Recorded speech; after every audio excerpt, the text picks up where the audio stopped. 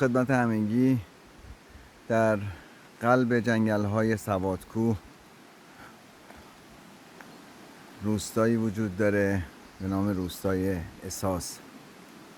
بعد از گذشتن از روستا و یه جاده جنگلی بسیار زیبا،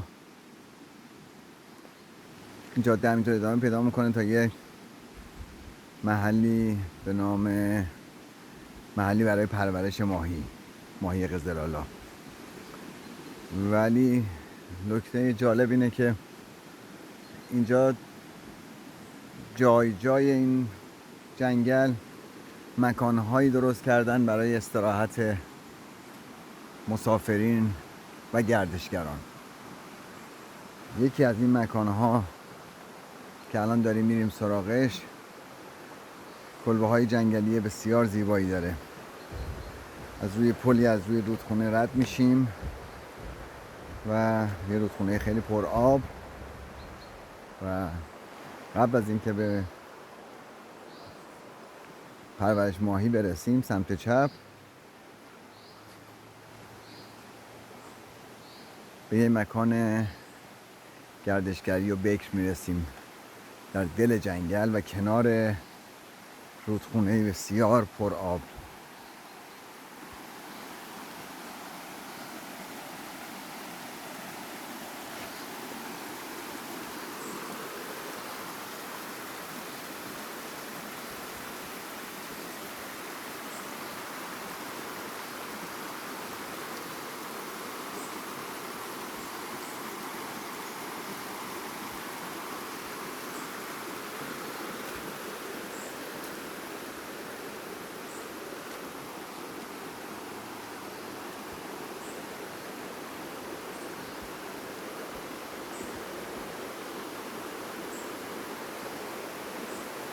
یکی از جاذبه هاش صدای رودخونه است که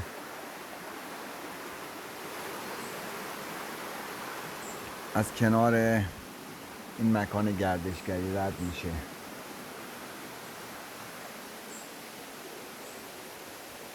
وارد کمپ گردشگری میشیم.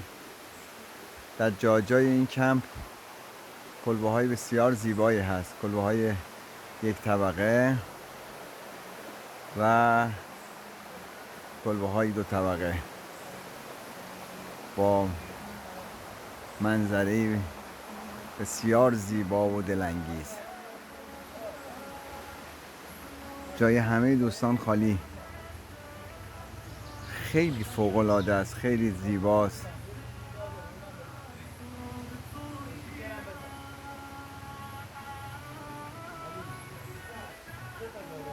ما از هلوش ساعت 11 صبح اینجا هستیم و از طبیعت بکر اینجا داریم لذت میبریم.